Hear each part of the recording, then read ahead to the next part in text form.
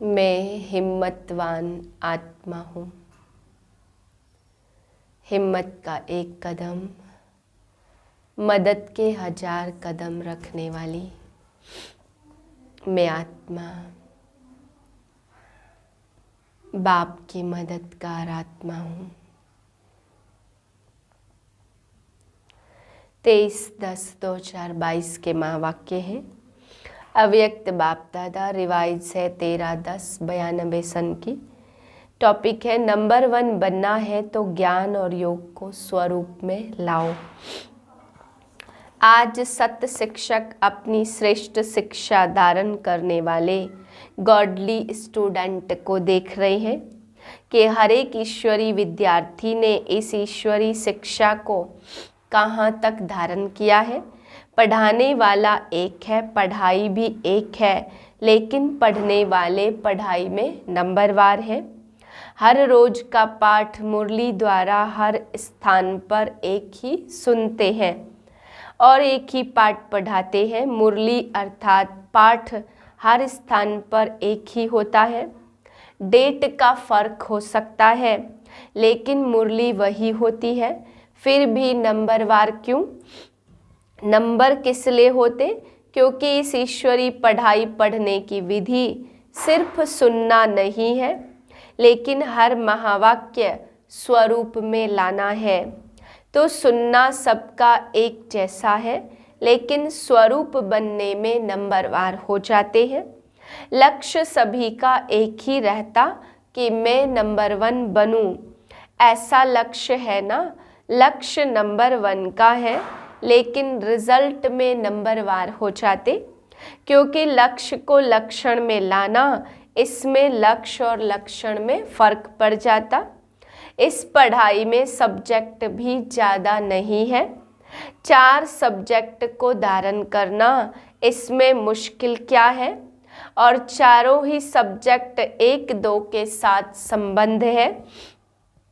अगर एक सब्जेक्ट ज्ञान संपूर्ण विधि पूर्वक धारण कर लो, अर्थात ज्ञान के एक एक शब्द को स्वरूप में लाओ, तो ज्ञान है ही मुख्य। 2 शब्दों का, जिसको रचयिता और रचना व अल्प और बे कहते हो। रचयिता बाप की समझ आ गई, अर्थात परमात्म परिचय संबंध स्पष्ट हो गया।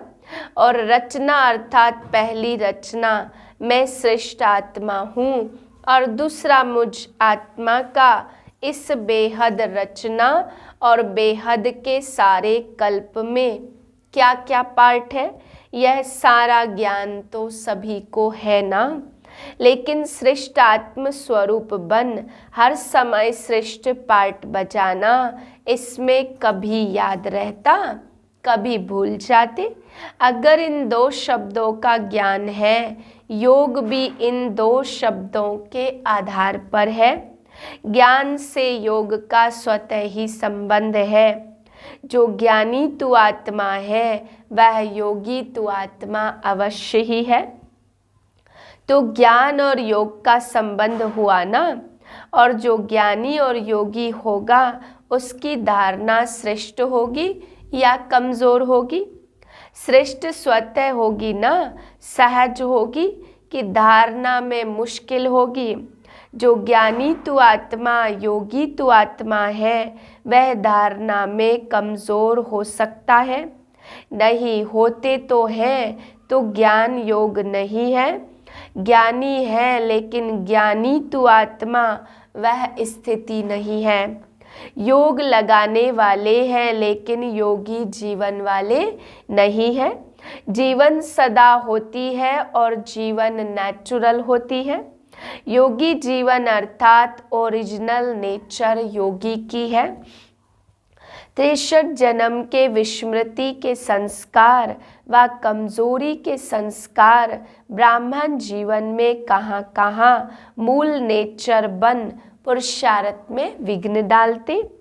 कितना भी स्वयं दूसरा अटेंशन खिंचवाता कि यह परिवर्तन करो, वह स्वयं भी समझते कि यह परिवर्तन होना चाहिए, लेकिन जानते हुए भी चाहते हुए भी क्या कहते हो? चाहते तो नहीं है, लेकिन मेरी नेचर यह है, मेरा स्वभाव है यह। तो नेचर नेचुरल बन गई ना। किसके बोल में व व्यवहार में ज्ञान संपन्न व्यवहार व योगी जीवन प्रमाण व्यवहार व बोल नहीं होते तो वो क्या कहते हैं? यही बोल बोलेंगे कि मेरा नेचुरल बोल ही ऐसा है, बोलने का टोन ही ऐसा है। वह कहेंगे मेरी चाल चलन ही ऑफिशियल व गंभीर है। नाम अच्छे बोलते, जोश नहीं है, लेकिन ऑफिशियल है। तो चाहते समझते भी नेचर नेचुरल वर्क कार्य करती है, उसमें मेहनत नहीं करनी पड़ती। ऐसे जो ज्ञानी जीवन व योगी जीवन में रहते तो ज्ञान और योग संपन्न हर कर्म नेचुरल होते हैं, अर्थात ज्ञान और योग यही उनकी नेचर बन जाती और नेचर बनने के कारण श्रेष्ठ कर्म युक्ति युक्त कर्म नेचुरल होते हैं। तो समझा, नेचर नेचुरल बना देती है। तो ज्ञान और योग मूल नेचर बन जाए, इसको कहा जाता ज्ञानी जीवन, योगी जीवन वाला। ज्ञानी सभी हो, योगी भी सभी हो, लेकिन अंतर क्या है?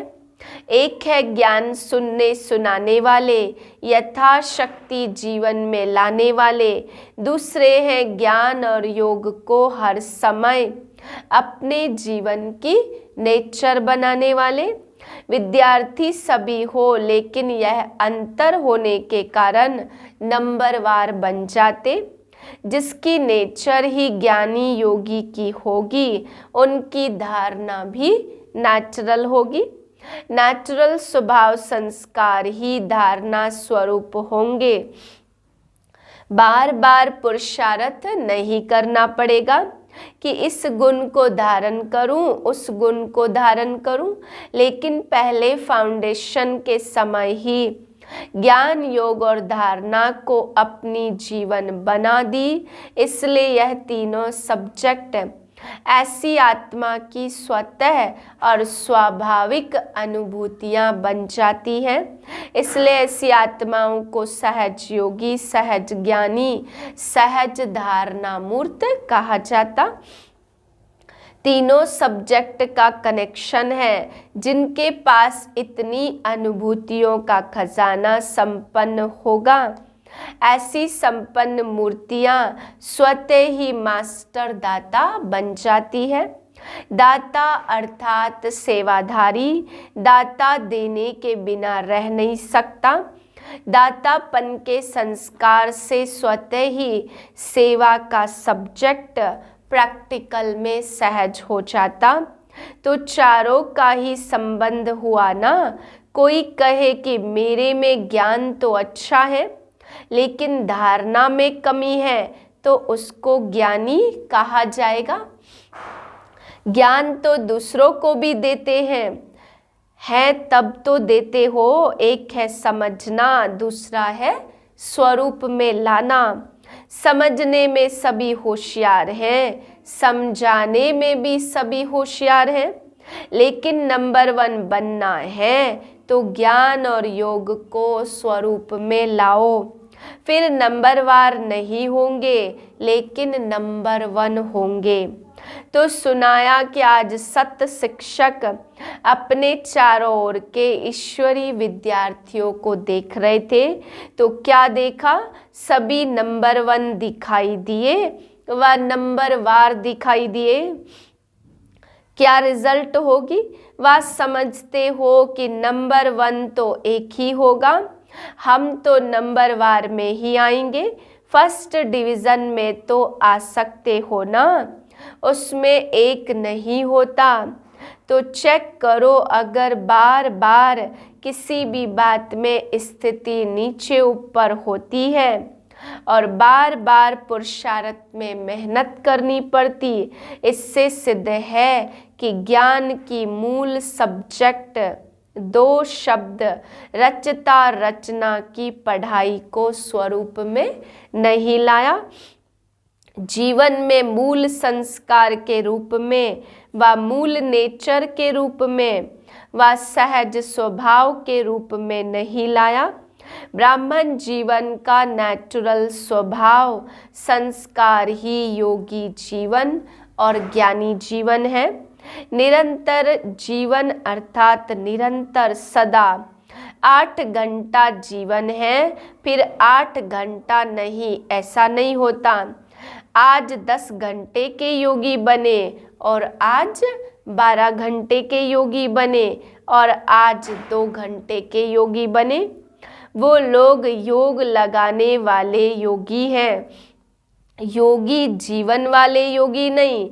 विशेष संगठित रूप में इसलिए बैठते हो कि सर्व के योग की शक्ति से वायुमंडल द्वारा कमजोर पुरुषार्थियों को और विश्व की सर्वात्माओं को योग शक्ति द्वारा परिवर्तन करे, इसलिए वह भी आवश्यक है।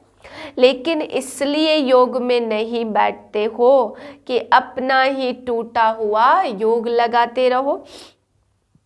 संगठित शक्ति यह भी सेवा के निमित्त है, लेकिन योग भट्टी इसलिए नहीं रखते कि मेरा कनेक्शन फिर से जुट जाए।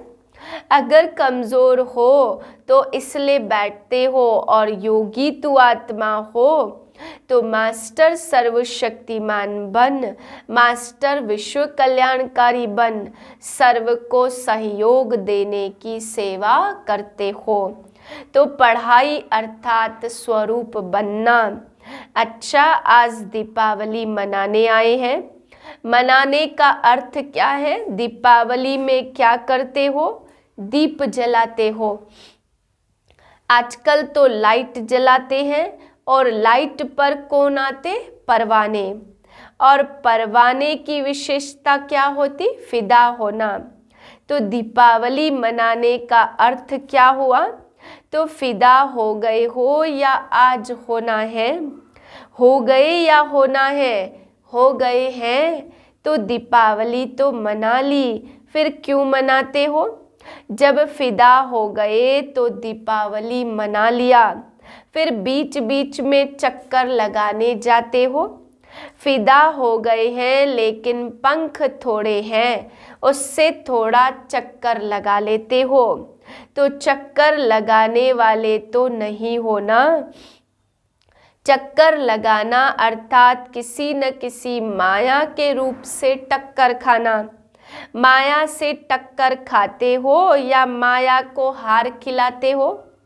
वह कभी विजय प्राप्त करते हो, कभी टक्कर खाते हो। दीपमाला का यह अपना ही यादगार मनाते। आपका यादगार है ना, कि मुख्य आत्माओं का यादगार है? आप देखने वाले हो, आप सबका यादगार है। इसलिए आजकल बहुत अंदाज में दीपक के बजाय छोटे छोटे बल्ब जगा देते। दीपक जलाएंगे तो संख्या फिर भी उससे कम हो जाएगी, लेकिन आपकी संख्या तो बहुत है, तो सभी की याद में छोटे छोटे बल्ब जगमगा देते, तो अपना यादगार मना रहे हो। जब दीपक देखते हो तो समझते हो यह हमारा यादगार है। स्मृति आती है। यही संगम युग की विशेषता है, जो चैतन्य दीपक अपना जड़ यादगार दीपक देखते हो। चैतन्य में स्वयं हो और जड़ यादगार देख रहे हो। ऐसे तो जिस दिन दीपावली मनाओ उस दिन ही वास्तविक तिथि है। यह तो दुनिया वालों ने तिथि फिक्स की है, लेकिन आपकी तिथि अपनी है। इसलिए जिस दिन आप ब्राह्मण मनाओ वही सच्ची तिथि है। इसलिए कोई भी तिथि फिक्स करते तो किससे पूछते? ब्राह्मणों से ही निकालते हैं। तो आज बाप दादा सभी देश विदेश के सदा जगे हुए दीपकों को दीपमाला की मुबारक दे रहे हैं। दीपावली मुबारक अर्थात मालामाल संपन्न बनने की मुबारक।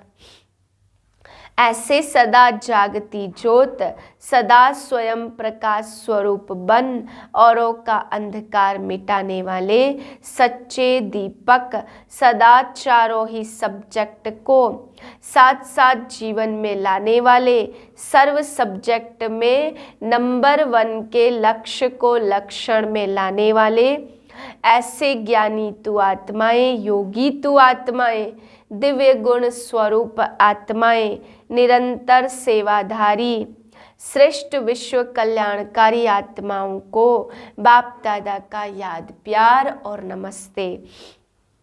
हम रूहानी बच्चों की रूहानी बाप को नमस्ते। अव्यक्त बाप दादा की पर्सनल मुलाकात। खुश नसीब वह जिनके चेहरे और चलन से सदा खुशी की झलक दिखाई दे। सभी अपने को सदा खुश नसीब आत्माएं समझते हो। खुश नसीब आत्माओं की निशानी क्या होगी? उनके चेहरे और चलन से सदा खुशी की झलक दिखाई देगी।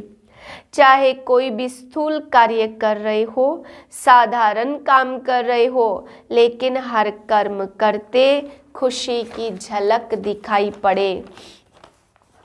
इसको कहते निरंतर खुशी में मन नाचता रहे। ऐसे सदा रहते हो या कभी बहुत खुश रहते, कभी कम? खुशी का खजाना अपना खजाना हो गया तो अपना खजाना सदा साथ रहेगा ना, या कभी कभी रहेगा?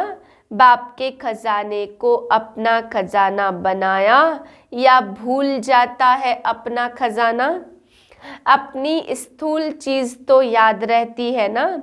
वह खजाना आंखों से दिखाई देता, लेकिन यह खजाना आंखों से दिखाई नहीं देता, दिल से अनुभव करते हो। तो अनुभव वाली बात कभी भूलती है क्या? लो सदा यह स्मृति में रखो कि हम खुशी के खजाने के मालिक हैं। जितना खजाना याद रहेगा उतना नशा रहेगा। तो यह रूहानी नशा औरों को भी अनुभव कराएगा कि इनके पास कुछ है। माताओं को सारा समय क्या याद रहता? सिर्फ बाप याद रहता या और भी कुछ याद रहता है? वर्षे को भी खुशी दिखाई देगी ना। जब ब्राह्मण जीवन के लिए संसार ही बाप है तो संसार के सिवाय और क्या याद आएगा? सदा दिल में अपने श्रेष्ठ भाग्य के गीत गाते रहो। ऐसा श्रेष्ठ भाग्य सारे कल्प में प्राप्त होगा। जो सारे कल्प में अभी प्राप्त है, तो अभी की खुशी, अभी का नशा सबसे श्रेष्ठ है। तो माताओं को और कोई संबंधी याद आते हैं? कोई संबंध में नीचे ऊपर हो तो मोह जाता है। मोह सारा खत्म हो गया। जो कहते कुछ भी हो जाए मेरे को मोह नहीं आएगा, वह हाथ उठाए। अच्छा, मोह का पेपर भले आवे, पांडव नष्टो मोहा है। व्यवहार में कुछ नीचे ऊपर हो जाए फिर नष्टो मोहा है। अभी बीच बीच में माया पेपर लेती है तो उसमें पास होते हो, या जब माया आती तब थोड़ा ढीले हो जाते हो? तो सदा खुशी के गीत गाते रहो। समझा? कुछ भी चला जाए लेकिन खुशी नहीं जाए। चाहे किसी रूप में माया आए लेकिन खुशी न जाए। ऐसे खुश रहने वाले ही सदा खुश नसीब हैं। अच्छा, अभी आंध्रा और कर्नाटक वालों को कौन सी कमाल करनी है? ऐसी कोई भी आत्मा वंचित ना रह जाए। हर एक को संदेश देना है। जहाँ भी रहते हो सर्व आत्माओं को संदेश मिलना चाहिए। जितना संदेश देंगे उतनी खुशी बढ़ती जाएगी। अच्छा वरदान है, उमंग उत्साह के आधार पर सदा उड़ती कला का अनुभव करने वाले, हिम्मतवान भव। उड़ती कला का अनुभव करने के लिए हिम्मत और उमंग उत्साह के पंख चाहिए। किसी भी कार्य में सफलता प्राप्त करने के लिए उमंग उत्साह बहुत जरूरी है। अगर उमंग उत्साह नहीं तो कार्य सफल नहीं हो सकता, क्योंकि उमंग उत्साह नहीं तो थकावट होगी और थका हुआ व्यक्ति कभी सफल नहीं होगा। इसलिए हिम्मतवान बन उमंग और उत्साह के आधार पर उड़ते रहो तो मंजिल पर पहुंच जाएंगे। स्लोगन है, दुआएं दो और दुआएं लो, यही श्रेष्ठ पुरुषार्थ है। ओम शांति।